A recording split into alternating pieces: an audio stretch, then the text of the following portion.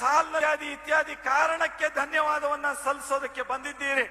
ನಾನು ನಿಮ್ಮೆಲ್ಲರಿಗೆ ವಿನಂತಿ ಮಾಡಿಕೊಳ್ತೀನಿ, ಮೋದಿಜಿಯವರು ಬರ್ತಾ ಇದ್ದಾಗೆ ನಾವು ನಮ್ಮ ಕೇಸರಿ ಶಾಲನ್ನ ನಾವು ಸುತ್ತಿಸ್ತಾ ಅವರಿಗೆ ಭವ್ಯವಾದ ಸ್ವಾಗತ ನೀಡಬೇಕು ಅಂತ ವಿನಂತಿ ಮಾಡಿಕೊಳ್ತೀನಿ. ನಮಸ್ಕಾರ.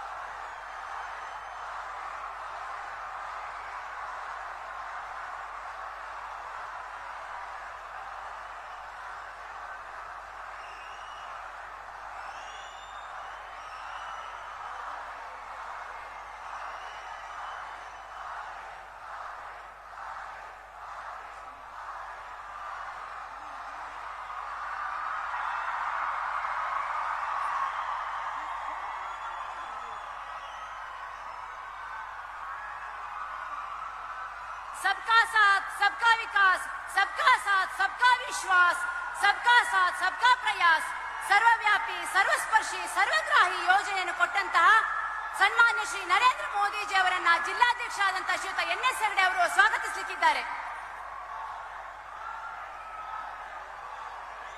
ಭಾರತ್ ಮಾತಾ ಕಿ, ಭಾರತ್ ಮಾತಾ ಕಿ, ವಂದೇ ವಂದೇ. ಭಾರತೀಯ ಜನತಾ ಪಾರ್ಟಿಗೆ, ಭಾರತೀಯ ಜನತಾ ಪಾರ್ಟಿಗೆ ಜೈ ಶ್ರೀರಾಮ್, ಜೈ ಶ್ರೀರಾಮ್, ಜೈ ಶಿವಾಜಿ, ಜೈ ಶಿವಾಜಿ, ಜೈ ಭೀಮ್, ಜೈ ಭೀಮ್. ಸನ್ಮಾನ್ಯ ನರೇಂದ್ರ ಮೋದಿಜಿ ಅವರಿಗೆ, ಸನ್ಮಾನ್ಯ ನರೇಂದ್ರ ಮೋದಿಜಿ ಅವರಿಗೆ, ಸನ್ಮಾನ್ಯ ಪ್ರಹ್ಲಾದ್ ಜೋಶಿಜಿ ಅವರಿಗೆ, ಸನ್ಮಾನ್ಯ ಶ್ರೀ ವಿಶ್ವೇಶ್ವರ ಕಾಗೇರಿ ಅವರಿಗೆ, ಉತ್ತರ ಕನ್ನಡ ಲೋಕಸಭಾ ಕ್ಷೇತ್ರದ ಚುನಾವಣಾ ಪ್ರಚಾರದ ಸಾರ್ವಜನಿಕ ಸಮಾವೇಶಕ್ಕೆ ಆಗಮಿಸಿದಂತಹ ವಿಶ್ವ ನಾಯಕರು, ನಮ್ಮ ನೆಚ್ಚಿನ ಆದರಣೀಯ ಪ್ರಧಾನಮಂತ್ರಿಗಳು ಸನ್ಮಾನ್ಯ ಶ್ರೀ ನರೇಂದ್ರ ಮೋದಿಜಿ ಅವರನ್ನ ಉತ್ತರ ಕನ್ನಡ ಲೋಕಸಭಾ ಕ್ಷೇತ್ರದ ಸಮಸ್ತ ಜನತೆಯ ಪರವಾಗಿ ಹಾಗೂ ಸಮಸ್ತ ಮತದಾರರ ಬಂಧು ಭಗಿನಿಯರ ಪರವಾಗಿ ಹೃದಯಪೂರ್ವಕ ಸ್ವಾಗತವನ್ನು ಕೋರ್ತಾ ಇದ್ದೇನೆ. भारत के यशस्वी प्रधानमंत्री माननीय श्री नरेंद्र मोदी जी को उत्तर कन्नड़ लोकसभा क्षेत्र के समस्त लोगों के तरफ से हृदयपूर्वक स्वागत करता हूं. ಹಾಗೆ ಈ ಒಂದು ಸಮಾವೇಶದಲ್ಲಿ ಉಪಸ್ಥಿತರಿರುವ ನಮ್ಮ ಕೇಂದ್ರದ ಸಚಿವರು, ಧಾರವಾಡ ಲೋಕಸಭಾ ಕ್ಷೇತ್ರದ ಅಭ್ಯರ್ಥಿಗಳು ಆದಂತಹ ಸನ್ಮಾನ್ಯ ಪ್ರಹ್ಲಾದ್ ಜೋಶಿ ಅವರನ್ನು ಹೃತ್ಪೂರ್ವಕವಾಗಿ ಸ್ವಾಗತವನ್ನು ಕೋರ್ತಾ ಇದ್ದಾರೆ. ಉತ್ತರ ಕನ್ನಡ ಜಿಲ್ಲೆಯ ಲೋಕಸಭಾ ಕ್ಷೇತ್ರದ ಅಭ್ಯರ್ಥಿಯಾದಂತಹ ವಿಶ್ವೇಶ್ವರ ಕಾಗೇರಿ ಅವರನ್ನ ಹೃತ್ಪೂರ್ವಕವಾಗಿ ಸ್ವಾಗತಿಸುತ್ತೇನೆ. ವೇದಿಕೆ ಮೇಲಿದ್ದಂತ ಎಲ್ಲ ಗಣ್ಯರನ್ನು ಸ್ವಾಗತಿಸ್ತಾ, ಆಗಮಿಸಿದ ಎಲ್ಲ ಲೋಕಸಭಾ ಕ್ಷೇತ್ರದ ಮತದಾರ ಬಂಧು ಭಗಿನಿಯರನ್ನ ಸ್ವಾಗತಿಸ್ತಾ, ಮಾಧ್ಯಮದ ಸ್ನೇಹಿತರನ್ನ ಸ್ವಾಗತಿಸ್ತಾ ನನ್ನ ಸ್ವಾಗತ ವಾಚನ ಮುಗಿಸ್ತೇನೆ. ಜೈ ಶ್ರೀರಾಮ್.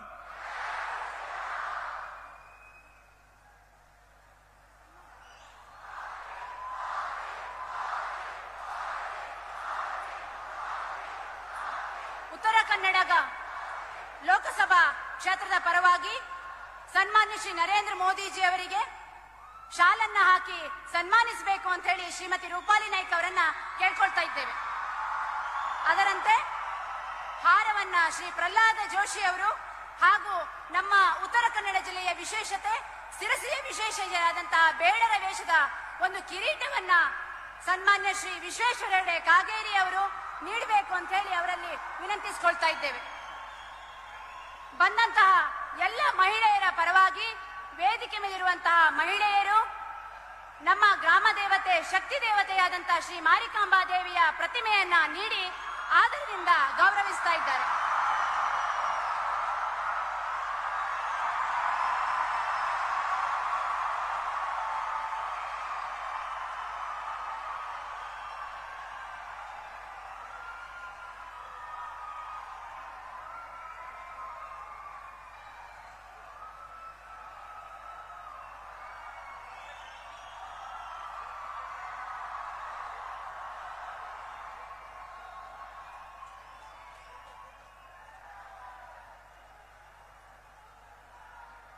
ನಮ್ಮ ಜಿಲ್ಲೆಯ ವಿಶೇಷ ಕಲಾಕೃತಿಯನ್ನು ಬಿಡಿಸುವಂತಹ ಕೌಶಿಕ್ ಹೆಗಡೆ ಅವರು ಕೇವಲ 4 ತಾಸುಗಳಲ್ಲಿ ಚಿತ್ರಿಸಿದಂತಹ ಶ್ರೀ ನರೇಂದ್ರ ಮೋದಿಜಿ ಅವರ ಒಂದು ಭಾವಚಿತ್ರವನ್ನು ಕೂಡ ಈ ಸಂದರ್ಭದಲ್ಲಿ ಕೊಡ್ತಾ ಇದ್ದಾರೆ.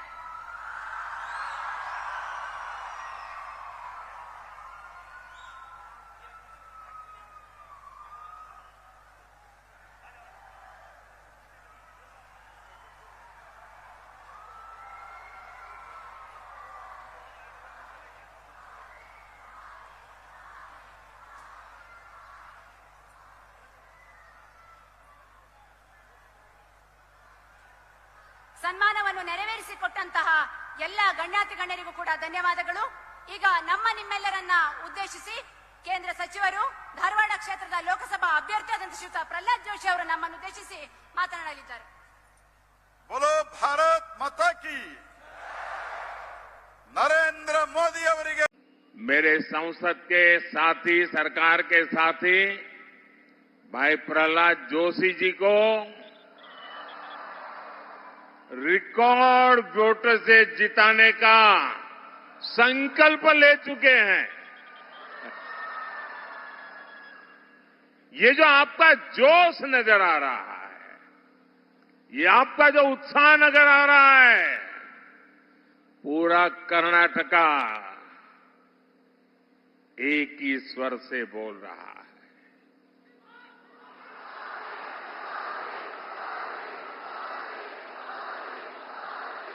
एक ही गुंज सुनाई दे रही है. फिर एक बार फिर एक बार फिर एक बार साथियों, आपके आशीर्वाद ने ही 2014 और 2019 में पूर्ण बहुमत वाली बीजेपी एनडीए की मजबूत सरकार देश में बनाई. हमने देश के विकास के साथ ही लोकल एस्पिरेशंस को पूरा करने के लिए भी पूरी ईमानदारी से काम किया. यहां उत्तर कन्नड़ा में घर, बिजली, पानी जैसी योजनाओं पर एनडीए सरकार ने बहुत काम किया है. हमारे मछुआरे भाई बहनों के लिए भी इतना बड़ा पोर्ट बन रहा है. बीजेपी के प्रयासों का नतीजा है इस क्षेत्र को धारवाड़ आईआईटी मिला है, बड़ा आधुनिक रेलवे स्टेशन मिला है. बीजेपी सरकार विकास भी विरासत भी इस मंत्र को लेकर चलती है. साथियों, जब मजबूत सरकार होती है, पूर्ण बहुमत वाली स्थिर सरकार होती है, तो दुनिया भी उस पर भरोसा करती है।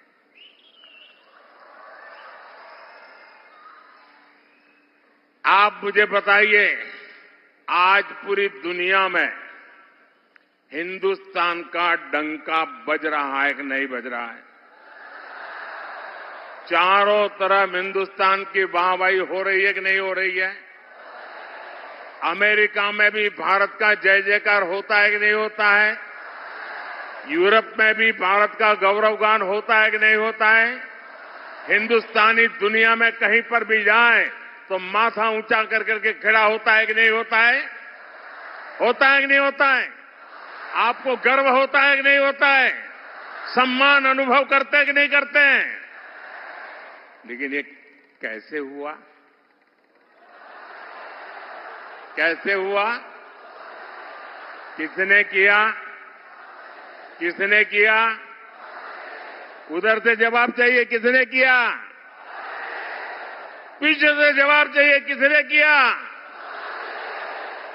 आप लोग भाई,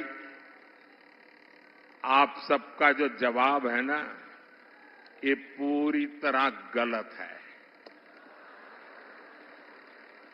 ये मोदी ने नहीं किया है, ये आपके एक वोट ने किया है। आपके वोट की ताकत है। आपके वोट की क्या ताकत होती है, ये 10 साल में हिंदुस्तान के हर मतदाता ने देखा है।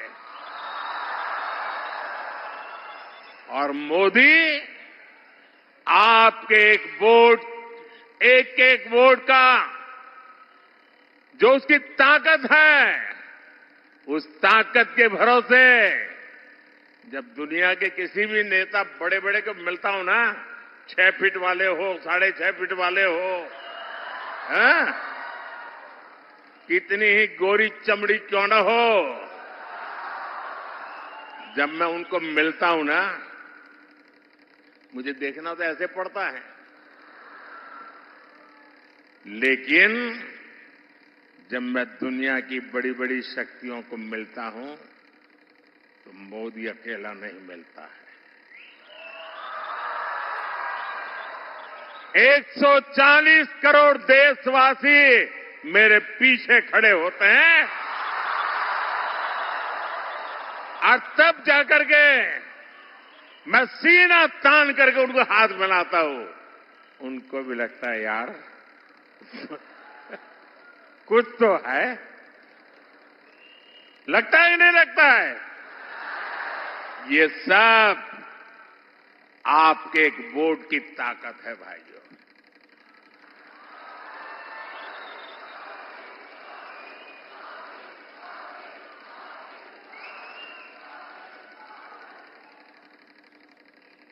अयोध्या में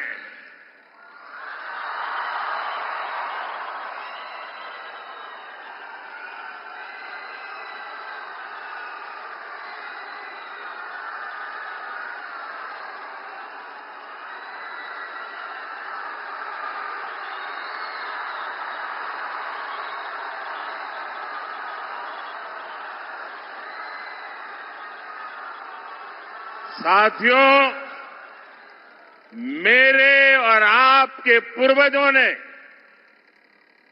हमारे पूर्वजों ने अयोध्या में प्रभु राम के लिए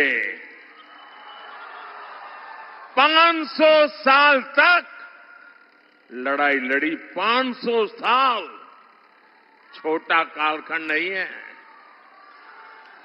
लाखों लोग मौत के घाट उतार दिए गए। देश आजाद होने के दूसरे ही दिन प्रभु राम का मंदिर बनाने का निर्णय होना चाहिए था, नहीं होना चाहिए था? दूसरे ही दिन ये काम होना चाहिए था, नहीं होना चाहिए था? लेकिन उन्होंने नहीं किया। साथियों, ऐसा काम करने के लिए 56 इंच का सीना लगता है।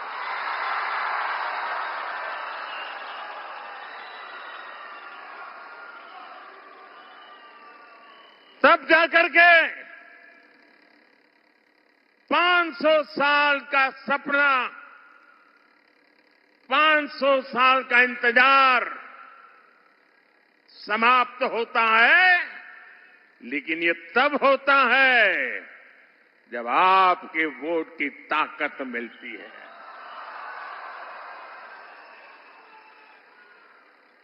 आज अयोध्या में प्रभु राम का मंदिर बना है। आपको अच्छा लगता है ना? गर्व होता है ना? ये पुण्य का काम हुआ है कि नहीं हुआ है? ये पवित्र काम हुआ है कि नहीं हुआ है? मुझे बताइए, इस पुण्य के हकदार कौन है? इस पुण्य के हकदार कौन है? इसके पुण्य के हकदार आप है, जिन्होंने एक वोट देकर के मजबूत सरकार बनाई है।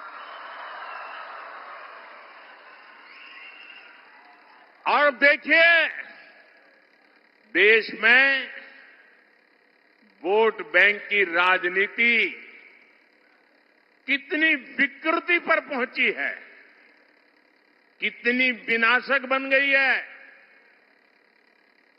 कि 500 साल के संघर्ष के बाद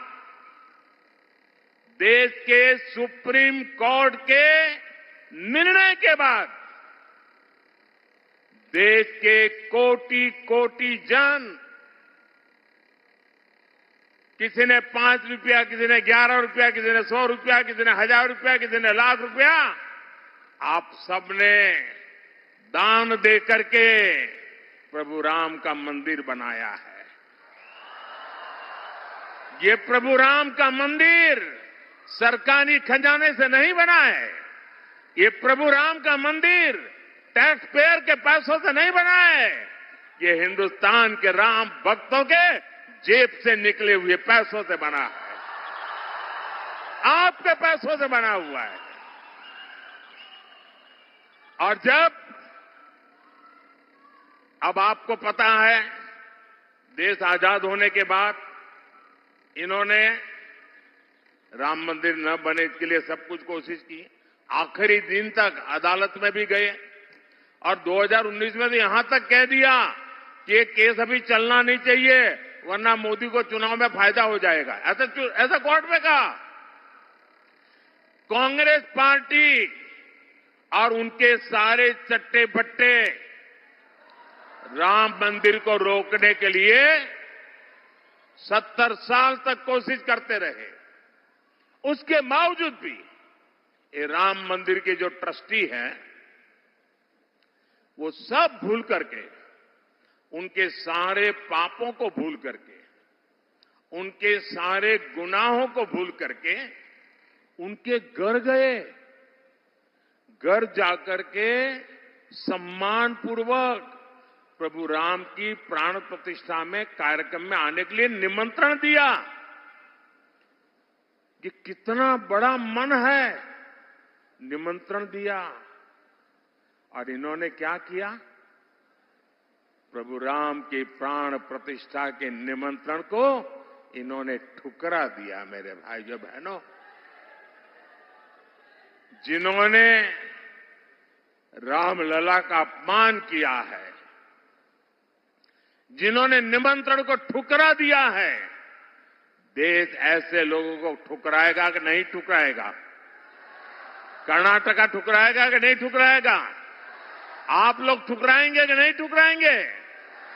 और दूसरी तरफ कमाल देखिए, एक तरफ वोट बैंक के भूखे लोगों ने राम मंदिर का इतना बड़ा अपमान कर दिया, तो दूसरी तरफ अयोध्या में एक अंसारी परिवार है, शायद इकबाल अंसारी, उनका पूरा परिवार 2-2, 3-3 पीढ़ी से राम मंदिर के खिलाफ अदालत में केस लड़ रहा था।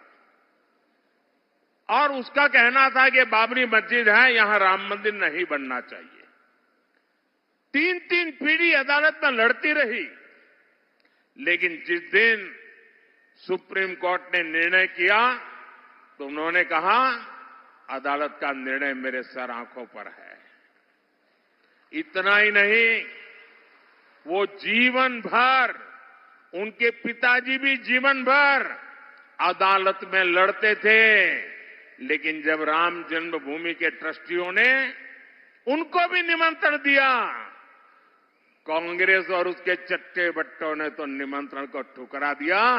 लेकिन ये अंसारी परिवार देखिए, ये अंसारी मुसलमान होने के बावजूद भी राम मंदिर प्राण प्रतिष्ठा में गए, पूरा समय बैठे, और इतना ही नहीं, उनका जो गनमैन था वो हिंदू था, तो उन्होंने गनमैन को एक लकड़ी की छोटा बना हुआ राम मंदिर की प्रतिकृति उसको भेंट में सौगात में दी। ये फर्क होता है भाइयों बहनों। यह देश विकास भी चाहता है, विरासत भी चाहता है। और अब देखिए, बीजेपी सरकार ने ही आयुर्वेद को लेकर पूरी दुनिया में प्रचार प्रसार किया है। हमारी सरकार बनने के बाद हमने अलग आयुष मंत्रालय बनाया है। आपकी सिरसी सुपारी को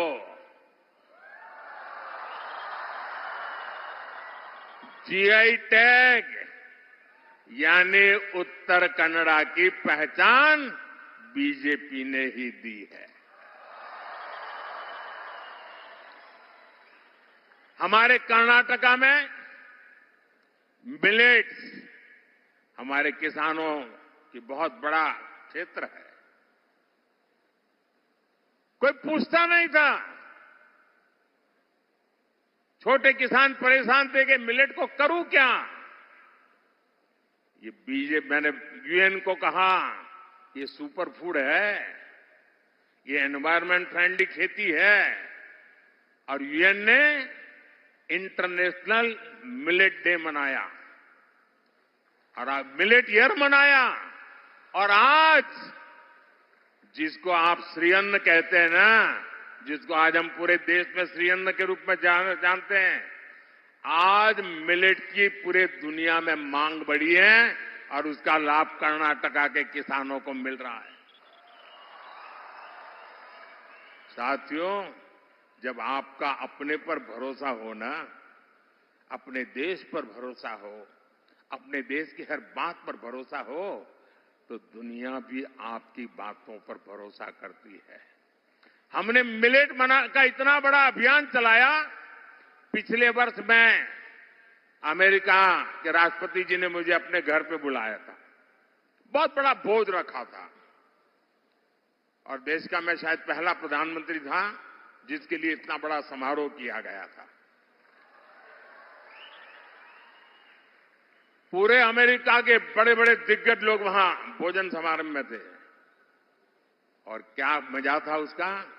हर एक के टेबल पर ये हमारा जो मिलेट्स है ना, उसकी चीजें बना करके परोसी गई थी।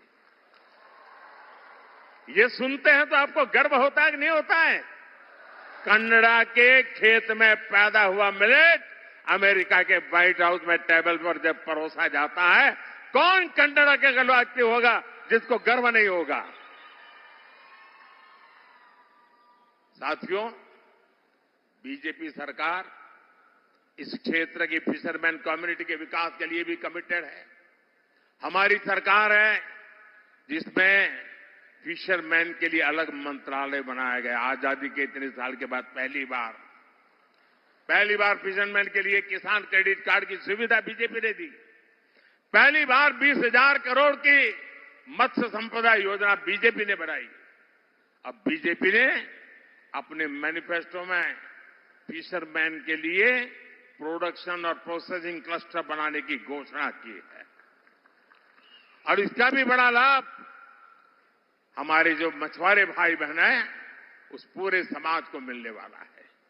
साथियों, बीजेपी के प्रयासों से अलग यहां की कांग्रेस की सरकार कर्नाटका को तबाह करने में जुटी है। कांग्रेस क्राइम को कंट्रोल करने के बजाय एंटी सोशल और एंटी नेशनल माइंडसेट को बढ़ावा दे रही है। हुबली में कुछ दिन पहले हमारी एक बेटी के साथ जो हुआ, उसे देखकर पूरा देश चिंतित है। हर मां बाप को कर्नाटका में अपनी बेटी की चिंता सता रही है। किसके कारण? कांग्रेस के पाप के कारण।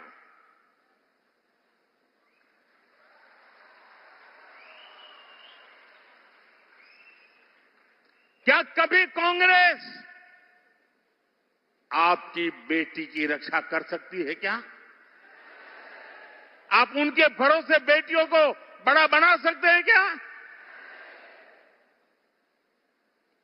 कॉलेज कैंपस में दिन दहाड़े ऐसा कदम उठाने की हिम्मत उस अपराधी में आई कैसे? उन्हें पता है वोट बैंक के भूखे लोग कुछ दिन के बाद उनको बचा लेंगे, इसलिए ये पाप करने की हिम्मत आती है भाई।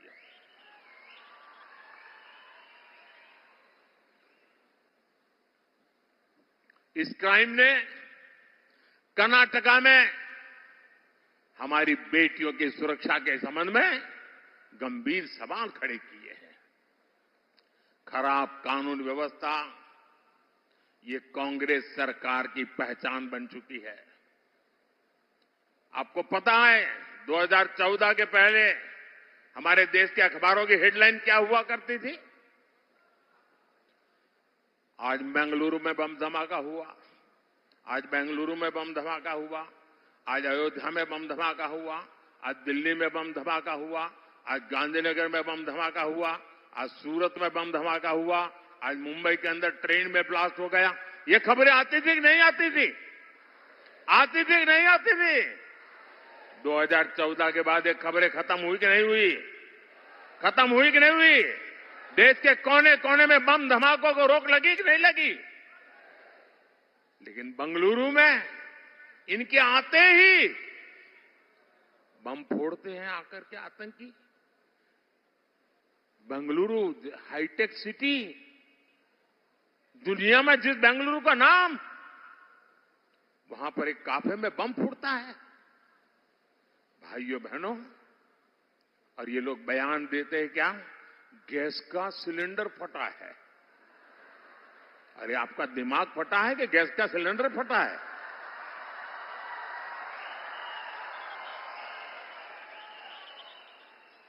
हो क्या गया इन लोगों को? और जब मामला एनआईए के पास गया, तब जाकर के बंगाल में जाकर के उनको दबोच कर ले आए हैं भाइयों। और जिसके पीछे जिन लोगों का नाम है, पीएफआई जैसे संगठन, जिसको प्रतिबंध लगा है, वायनाड में ऐसे पीएफआई के संगठनों की मदद ली जाती है, तो फिर उनका तूफान और बढ़ेगा कि नहीं बढ़ेगा? कांग्रेस ने जिस प्रकार वोट के लिए पीएफआई जैसे संगठनों की मदद दी है, उनसे सहाय ली है, और ऐसे ही कारणों से ऐसे लोगों की ताकत बढ़ जाती है भाइयों। कांग्रेस का ट्रैक रिकॉर्ड आतंकियों के मारे जाने पर आंसू बहाने का आपको याद होगा। दिल्ली में